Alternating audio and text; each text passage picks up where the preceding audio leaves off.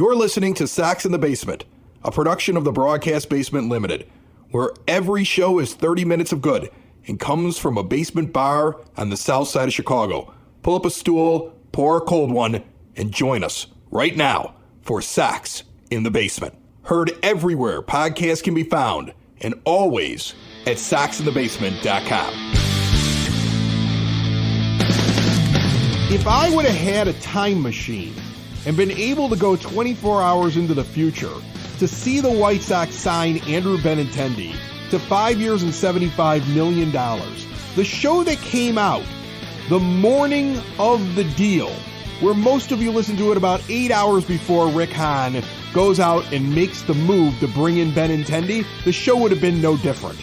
Because, I'm sorry, I'm going to toot my own horn here for 5 seconds. I called the money that it would probably cost, and I said that was the best guy to get. And then I pointed out the guy I don't want is Joey Gallo, gave reasons why, and I thought it was wonderful to see the Twins within 15 minutes of the White Sox signing Gallo and all of those problems. That was a wonderful day back on Friday. Well, it was a perfect day, wasn't it? We talked about Benintendi as a potential target in free agency.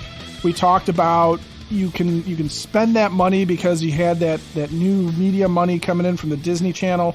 Or I'm sorry, Disney Plus, the deal that was worked out with the MLB. Disney bought the rest of the MLB streaming service, so Disney Corporation bought it. But every team should have ended up with about $30 million, and that could all be spent right now, because in the White Sox minds, it could be that $30 million is the first 2 years of the Benintendi deal, and then you have a bunch of money off the books when the 2025 season comes along, so they can absorb the last 3 years because they have plenty of wiggle room. So I don't know if they've got anything left. You hope that they do, though. Well, and it's okay if they do or if they don't in some ways, because what you've done is you've addressed a huge need in the lineup with a competent major league ball player, a guy who will step into this lineup, a guy who, frankly, has been consistent throughout his career. And I wonder if people bought into what I think is Red Sox Nation being Red Sox Nation about Andrew Benintendi, because if you look at his numbers, the bad year that he had in 2019, his bad year, okay, he was terrible. He still played 138 games. He had 233 total bases, which was right around what he had the previous 2 years. His batting average was a little lower. He was not hitting home runs like everybody else was. I mean, that's something to consider. And I'm sure there's some advanced metrics and stuff like that you could point to. But overall, the guy produces, and he is what he is, but he is a good major league outfielder. And the White Sox did not have enough good major league outfielders. They had DHs and first basemen cosplaying as major league outfielders. And, just like if you take home somebody who's dressed like Harley Quinn, when you get her there, she's not going to be Margot Robbie. Wow, I did not expect the conversation to go in that direction this early on in the show. Save that for the show that comes out right before the weekend starts.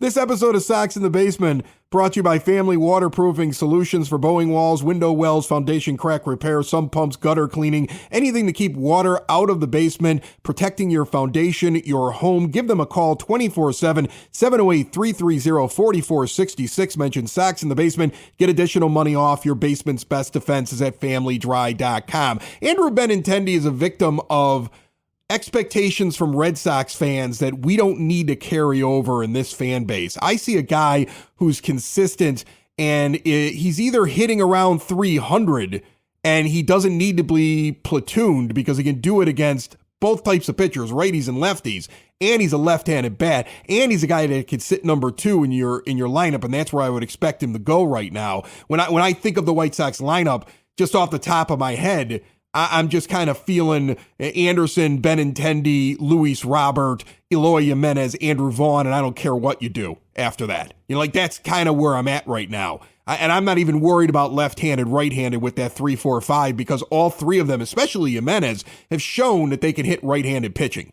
So I'm not concerned about that much. But when I also look at Benintendi, I see a guy that's either going to hit around 300 or he may drop the 270, but then that's when he's hitting for power. And with all this weird stuff with the baseballs, where we're reading reports that sometimes the baseball is different in one ballpark than another ballpark, and with the difference in shifting and the emphasis that may be put on speed with the larger bases and the rules with pickoffs, and base running is going to be a thing again, and a little bit more old school baseball, to have a guy that I feel is going to be consistent, to have a guy that I'm not going to really worry about, I don't think, for the next 4 or 5 years. And I think that's a solid thing. He could literally play all 5 of those years and live up to that deal. So we're going to wait and see on it. But I can't find an argument other than he doesn't hit 30 home runs. Like, that's the only thing anybody's angry about with Andrew Benintendi. And then I sit there and I see Sox Nerd, who's been on this show a million times, Dave Marin, who does the scoreboard stats. And I hope he throws it up there on opening day at the rate where he points out that his OPS, even though he's only hit 2 home runs in the rate over his career, his OPS is well over 800. And I'll take a guy that hits him off the wall and moves guys around in the 2 spot of my lineup from the left side of the plate. You hit it on the head. I mean, what's the argument against this guy? He didn't live up to the hype from an early 2020 season, okay? Not the year 2020, but his first full year in the majors, he was a 20 homer, 20 stolen base guy. And everyone's going, oh, speed and power. And watch how he's going to get bigger and better with that. And he didn't. And the home run totals weren't rising above 20. That's still his high water mark. But he gets on base and he hits doubles. He hits a ton of doubles. He moves guys around. He can keep the line going. He makes contact and he can run a bit and he can play his position. It's a foreign concept, I think, in some ways to this team because we have guys who are bat first in just about every position, except for Luis Robert and Yohan Moncada, who I think are the only two that you can really sit there and say are either equal glove and bat in the case of Robert or glove first in the case of Moncada at this point. But everybody else is there for their bat. And this is not a team that needs to be, no Major League Baseball team needs to be 9 guys who hit 30 home runs. It's not realistic. It's not feasible. And also you have to spend a ton of money to be able to pull that off, because if you look at the contracts that are out there right now, you're paying guys who can hit 30 home runs, 10 years, $20 to $30 million a year into their 40s. And that's not, first of all, we can beat the dead horse that is the White Sox budget, but that's not how the White Sox budget. And secondly, I just don't think it's necessary to win games that way, because if you look at the Houston Astros, who are still the high water mark, I think, as far as teams in the American League, not everybody in their lineup is a 30 home run hitter. You have guys that are guys who just can hit. And they will hit for power. They will hit some home runs, but they're just good, solid hitters. And you need that. You do need that. Well, I want to get into what they're going to do next today. And, well, not today. They probably won't do anything. No. Well, I don't know. You know, we said what they should do next last show, and it happened 8 hours later after we released it. So it happened very quickly. It really did. You think Rick Hahn was in the office and he was like, oh, man, they're right. I should just do this Benintendi deal. You think we did that? I don't think we did it, but it's kind of cool to think I don't think we did it. Yeah. But let's throw something in the universe. And hey, Rick, you know what? We won't even take credit for it, man. My dad thinks that we did it. My dad's like, you must have done it. You must have convinced it. You know, dads love their sons. I'll take it. I'll take that win. Look, if mom or dad, grandma or grandpa need a little bit of help, then you may want to turn to Hyatt Home Medical Equipment. They're located in Evergreen Park, and they're going to help them switch to a new age of life. Stay out of assisted living. Keep them at home. Keep them independent. It's all about that. And they can put up aids around the house, retrofit the bathtub, set up ways to get them from the first to second floor easily, put ramps outside the house. You name it, they do it. They'll do whatever it takes to reduce fall risk, to reduce injury risk, to keep them in the home. And if you're dealing with sleep apnea and you need a CPAP machine, they have the latest technology. If you're looking for a spare oxygen tank or the latest in diabetes control, they got you covered there. Stop in and see them. They're going to work with your insurance company. If you mention Sox in the Basement, they'll take additional money off. See all they have to offer at hhme.com or visit them at 3518 West 95th Street. Joining me on the phone line right now, the perfect holiday treat. I noticed that I hadn't talked to him in a while, and who else do I want around when we got friends and family coming in than our old friend James Fox from FutureSox. How are you, James? Good, sir. Holiday treat. I think my wife would disagree probably. But... Is yours as stressed out as mine is right now? Because right now I spend a lot more time down at the basement working on podcast. Yeah, Chris, so, I have a 2-year-old and a 7-month-old. and we're driving to Pittsburgh on Monday. So, oh my God, I feel so bad for you. All right. Well, let's take your mind off that for just a moment and let's talk about White Sox news. First off, your reaction to the Andrew Benintendi signing, because it's the biggest contract in White Sox history. I enjoy the signing. It was the right guy for what was left. It doesn't mean it was the best guy they could have gone and gotten, but within the way this team operates, that's a guy and that's a good contract, and I like it overall. But what were your thoughts on it?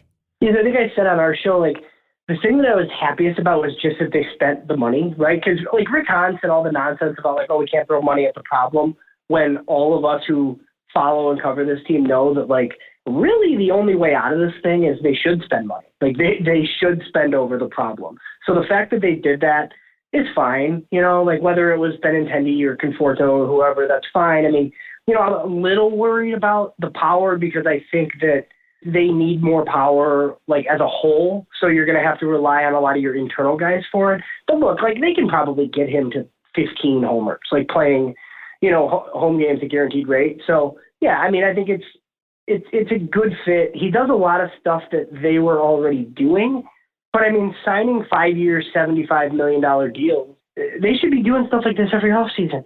Like, we shouldn't be mad at them for signing good players, but the problem is we don't know how to feel because they so rarely do it, right? And it's humorous that it's their biggest deal in team history, even though, like, yeah, it's a good deal, but it just kind of is what it is. And I think we're always kind of conditioned to, like, okay, what's the next move then, right? So, but yeah, I mean, it's way more positive than what we were talking about prior to that, like thinking that, oh my God, they're not really going to go with Gavin Sheets or whoever, you know, like you see the minor league Victor Reyes deal that's signed, and you shouldn't even bat an eye at that. That should be a guy that's in Charlotte. But as White Sox fans, we're like, oh my God, they're going to start that guy. So yeah, the Benintendi signing, pretty good in my book. Okay, so I'm going to touch on the right field thing before I get to what I really want to talk to you about, and that's second base. But right field. Sure, you got Reyes. We saw Billy Hamilton added to the roster. Gavin Sheets is an infielder that's still going to be in the outfield mix, you would expect, or maybe coming off the bench as a bat, but he's still going to get some time out there, I would imagine. But I would think Oscar Colas is the guy that should be out there. What do you think their plan is? This open competition? Is this we're just trying to hedge our bets in case he has a bad spring training? How do you see this going in right field? So I think they want it to be Oscar Colas, and I would say, like, I don't think there's much left for him to prove because the stuff that he has to work on, I just, like, don't really think is going to get better in Charlotte. Like, he goes to Charlotte and puts up a 150 WRC plus, like, in limited time. Everybody's going to be like, all right, well, bring him to Chicago.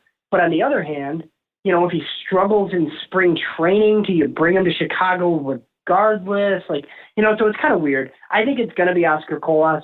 I would insulate it and not with a guy they currently have. Like, if you could make a decent trade for, like, a Ramon Laureano of the A's, or even, like, go back into the free agent market, which I know maybe sounds crazy for this team, for, like, an Adam Duvall who can play all three spots and hits lefty. I think they need a right-handed hitting outfielder because, like, I think in an ideal world it's Benintendi and left, Colas you right, with your two left-handed bats that I've kind of been clamoring for every time I talk to you, but they still need, like, another outfielder, preferably one that hits right-handed. So there are some options. I think we're going to see Oscar Colas, though. I just don't know necessarily, you know, what they're going to do behind him. So if that helps, but yeah, whether he starts with the big league club or not, I think is to be determined. One interesting thing about that's the new Rookie of the Year rule. Like, I think that might be worth having him up from the start. Just from that, like, we saw the Mariners just got a first-round pick because Julio Rodriguez started with the team and won Rookie of the Year.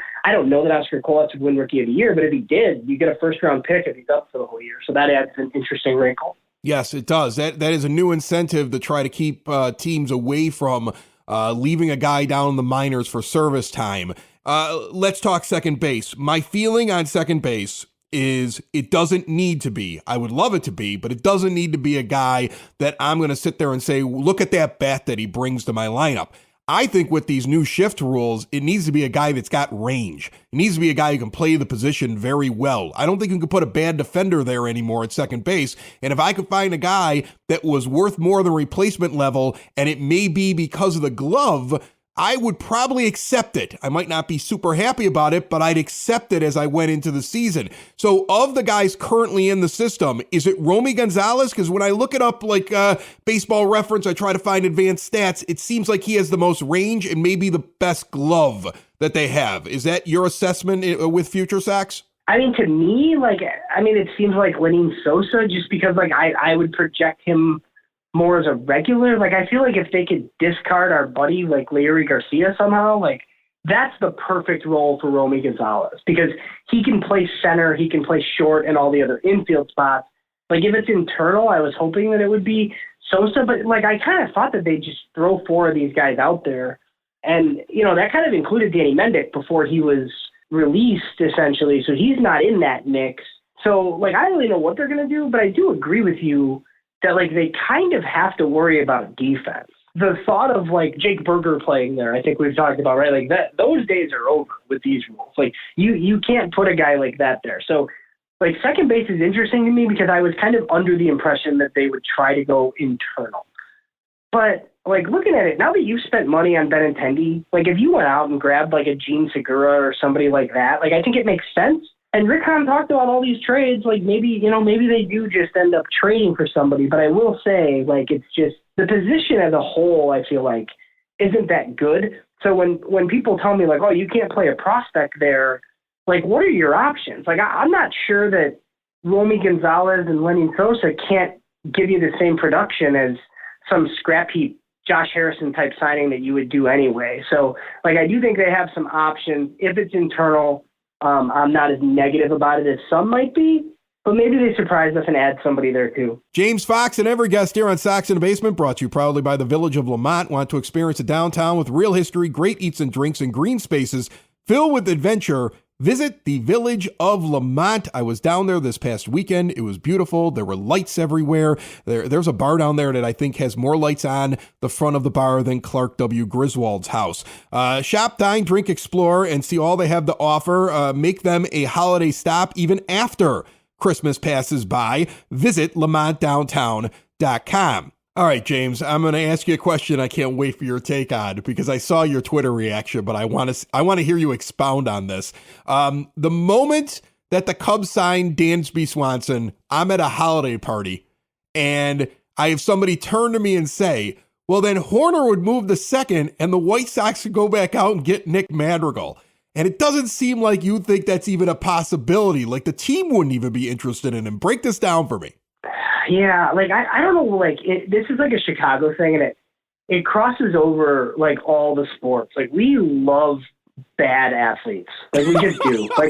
For some reason, there's just, these players that aren't very good that we fall in love with or whatever, right? And, it's oh, he's, I've seen it on Twitter, too. It's oh, he's better than what they have. And I'm is he, though? I don't know that he is. So they got rid of Nick Madrigal, and, he was part of the packages that they offered for lots of guys, right? And then, they eventually traded him for Craig Kimbrell. They basically gave up on him. I heard, conditioning stuff with him, and also, just his weird devotion to playing baseball the way that he plays it. And I think all of us kind of looked at him and we were hey, man, maybe you strike out a little bit more, right? But you attack earlier in counts and, you hit for a little bit more power, some more doubles power, where, he doesn't like striking out so much that he just throws his bat at bad pitches and just hits grounders and stuff all the time. And, to top it off, he's not a good defender. He's not a good base runner. He's not as fast as he was supposed to be. So, clearly the Cubs have soured a little bit too, right? Because you're if you got the chance to sign Dansby Swanson for a decent contract, I think if you're in the Cubs spot, Nick Madrigal isn't going to stop you from doing that, but they also don't really have a spot for him. So they've essentially given up on him too. I don't think that's happening. I think there's people high up with the White Sox that weren't big fans of Nick Madrigal, and that's why Nick Madrigal and some others probably are no longer in their current positions. So I would be stunned. He might get moved and he might be okay for somebody. I think there are better options out there, and I don't think Nick Madrigal is going to be on the White Sox again. All right, so now is one of the biggest moves, before I let you go, is one of the biggest moves that needs to be made getting Larry Garcia out of the way. Because he can't play outfield, and you've got plenty of outfield options now. You should never see him out there. If you can clear him off of the roster, it opens up room for a real center fielder to be a backup like Billy Hamilton, if he's still got it, or whoever else you want to have out there. You can move guys around, and you're never going to have the option of sending him out there to play way too shallow, and Steve Stone makes fun of him. And he doesn't have a lot of range at second base. He's not good defensively, so it doesn't fit what we talked about there. And he is coming off the worst season he's ever had, and his best seasons, he's basically replacement level or below it at the plate, and he's a subpar defender. And you're stuck with him for what, another $11 million? He's taking up space. I don't think this team's DFAing him because they can never admit fault. So is the biggest deal right now trying to get him off the roster? Yeah, so I mean, I think you see like some rumblings on Twitter, like, you know, from nobody credible, right, about like the James McCann thing. Have you seen this? I've seen this, but I don't get that either, because if you're trying to get rid of Lurie and his $11 million, you're taking on McCann at about $24 million, it looks like, and he isn't that good either. Yeah, so I mean, it seems like the Mets like are gonna probably trade him because he's been really bad, and it seems like they would eat the most of the money. So, you know, I've seen like stuff about Eduardo Escobar too or whatever, but like if you could make a deal like that for a guy where like you're taking on like kind of a bad contract, like if James McCann came back to Chicago like and was the backup catcher, and like the Mets for whatever reason like would be willing to take back Larry Garcia in a trade like that would be wonderful. But yeah, like I don't know, and like if you agree or not, like I mean Tony La Russa's not there anymore. But like this front office signed him, but I have to think if we're sitting there in June and Larry's like as bad as he was last year, my guess is they just bite the bullet and do the old DFA. But I mean that doesn't stop him from, you know, playing early in the season and being on the team, right? I mean I feel like if he's in the organization, he's going to be on the team. I don't think that's something they would do in the preseason, but I am hopeful that they aren't just going to like throw him out there constantly like the old manager did. So that part's good, but yeah, like I said like a few minutes ago, like that should be a Romy Gonzalez role. He's perfect for that role. I think that, and you know, and he makes the league minimum. So not that I really care about that, but you do have to have cheap players on your baseball team. And if one of them is your primary utility guy, I think that's like a way better use of resources. James Fox of FutureSox gave us a lot to digest there, and I loved every minute of it. James, good luck to you as you get two little children into a car and drive off to see your in-laws for the holidays. It sounds wonderful. Thanks so much, my friend. All righty. Sounds good. Thanks, Chris.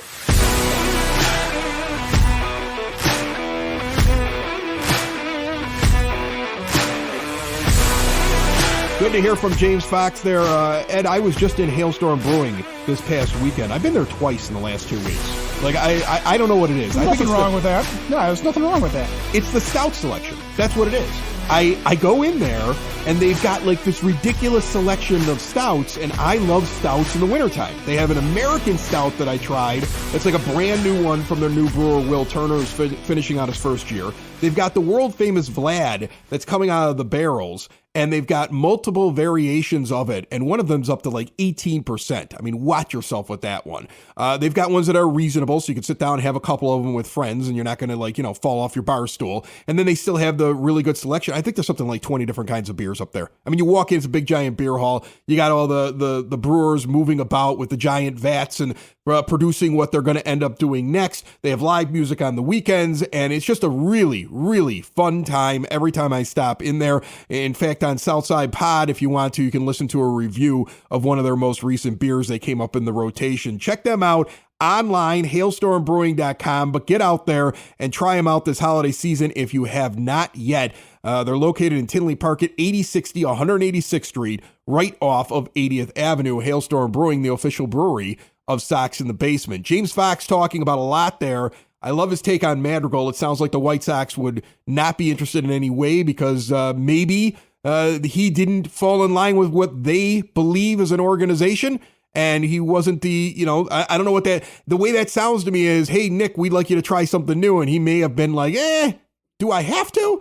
And he may have been involved in a lot of different trade packages there. I know that was something that fans were buzzing about. I had somebody look right at me after the Dansby Swanson signing on the north side and said, well, maybe he's available. Doesn't look like that's a possibility. What I want is a rangy guy.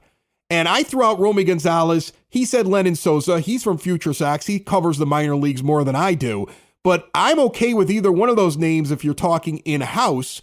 When I looked up every possibility, I mean, even looking at Madrigal or looking at Danny Mendick or looking at Brandon Drury, because I see people that want him. And guess what? He's not rangy. He's bad at defense, and he only hits when he's inside of the Great American Ballpark in Cincinnati. Okay, so you don't want him. You don't want Jeter Downs. Jeter Downs was terrible ranginess. I see everybody got excited when he got DFA'd. You don't want to deal with that mess right now. You want to find something that covers the position, because I really believe with these new shift rules and the fact that teams are going to be running more with the larger bases, and you can only throw over to first base a couple of times, and there's all these restrictions. You got the pitch clock, all this stuff going on. I think we're going to see old school baseball, and you want somebody who can field the position, right? You don't have to have an all-star at the position. And with the Nick Madrigal thing, all you need to know about how the Cubs felt about Nick Madrigal was that they went and signed Dansby Swanson as their big free agent acquisition this year. But yeah, on this team, on the White Sox, you need middle infield defense at this point. I think you're going to look at it and go, okay, Yohan Moncada is our third baseman. We're good there. Tim Anderson has improved his defense from when it was bad to now it's just okay. And it's not necessarily a knock on him. It is what it is. He does not have tremendous range. He's fine. He's fine at shortstop. It's not a huge deal, but you need at least one solid infielder there. And without the shift, being able to kind of bail yourself out, you're going to need a guy at second base who can absolutely glove the position and glove it really well, which is why there's no talk of Jake Berger being there. There's no talk of you moving Moncada back over to second base where he was atrocious. It's got to be somebody with good range, good hands, and the ability to contribute something offensively and not be a black hole in the lineup. But they don't have to be a star. They definitely do not have to be a star. Well, I found my wish list item this weekend when I was thinking about this. After Benintendi was signed, and I do believe that right field should be Oscar Colas's to lose, and I get what Fox is saying, the idea that who cares what he does in spring training? Get him up here and have him play. I do think that you got to move on from Leury Garcia because I don't want to see him in the outfield. I'd rather see Billy Hamilton have space. I mean, think about this. You got 13 position players and 13 pitchers that you're going to break camp with, okay? 9 of those position players are going to be part of the lineup, and 4 of them are sitting on the bench. If I'm going to take a backup catcher, and I would like to hold on to Berger's bat, and I would like to possibly see Gavin Sheets being able to come off the bench as a left-handed hitter and Colas out in right field. You're getting a crunch there, right? I mean, Berger maybe doesn't make the team. If you go with what Fox said, where Sosa would be the second baseman, you need a utility guy, and it'd be Romy Gonzalez if you could get rid of Leury Garcia. I would love to see Billy Hamilton's speed. He was signed to a minor league deal. Is there room for him? Larry doesn't do anything great. And so you want to get out from underneath that, but you've got him signed for $11 million over the next 2 years. So you see these weird rumors like, dealing him away just to bring in somebody else that you don't want. I don't want James McCann. What the heck? I mean, Seby Zavala as the backup gives Grifol like a chance to start Zavala if Grandal doesn't bounce back. He was actually a capable backstop. So when I look at this whole thing and I think trades, I came up with my wish list item. I went on the trade simulator website that we have linked from soxinthebasement.com, and I dealt with the Baltimore Orioles to try to acquire Jorge Mateo because they're looking for pitching. They feel like it's time now, right? And I took a look at this and I said, well, I could trade Graveman straight up for Jorge Mateo in that simulator. And if I could overpay for him with Hendricks, and don't get yourself too excited, but if I could overpay for him with Hendricks, I could probably dump Garcia into the deal with that. And I would pick up this Mateo. Let me tell you about this guy.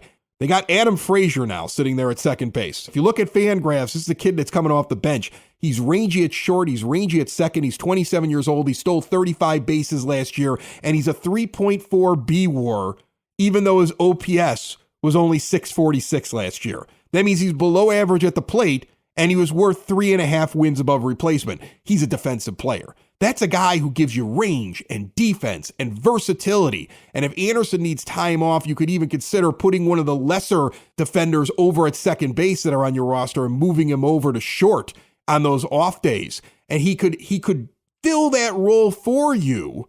And you might even be able to push Larry out the door and open up a little bit more versatility. And you know what? I think with these bigger bases and not being able to throw over to first base too many times, a guy that stole 35 bases last year might steal 100.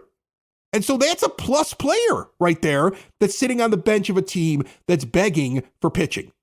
And so I don't know. That also could have been some sort of drunken idea that I came up with on my third stout at Hailstorm. So maybe I'm nuts. No, you're not nuts. You're not nuts. Look, do you remember in 2004 to 2005 when Carlos Lee, who was considered to be an absolute top player on the 2004 White Sox, was traded for Scott Pasednik, and everyone went, "What the hell, Scott Pasednik? Right? He can't hit anything." Yeah, all Scotty Pods did was solidify the top of the lineup for a World Championship team, steal a bunch of bases, handle himself well in the field and everything. I mean, there was just. He became an integral part of that team. So a guy like Mateo, you sit there and go, why would you trade your closer, one of your alleged top setup men? One of them. Like I felt like I could get rid of Larry if I made it Hendricks. Yeah. And I have such a disdain for Larry Garcia in this lineup. I was willing to get rid of Liam Hendricks. That's how much I don't want him on my lineup. That's just a personal me thing. I'm sure there's people out there that disagree with that idea, but I'm just like, get him off my team. He's just in the way there. You know what I'm saying? But speed is going to be such a big deal, I think, with these new rules. Speed and defense are back. It's what Major League Baseball wants. They're deadening the baseballs, with the exception of the All-Star game and the postseason, because chicks dig the long ball. We all know that. But they want the game to move quicker, and they want the game to be more exciting, and that means less home runs and more stealing bases and more defensive plays and more first to thirds and all this other stuff. And you've got to start being prepared to play 1975 baseball again. You've got to start thinking that's a possibility, that's what you're going to have to go out and do. And so players like that, even if it isn't Mateo, are valuable players. And you're always looking for that market inequality that you could pounce on before another franchise figures it out. That's one of them right there. And that's the kind of guy I want at second base. Internally, Romy, or as Fox said, Sosa. But you really want to go outside and find a defender. And if you can find one with speed, that's valuable. And it's more valuable than I think a lot of people think. Sox in the basement. Sox in the basement. Sox in the basement. Sox in the Basement. Heard everywhere podcasts can be found, and always on soxinthebasement.com.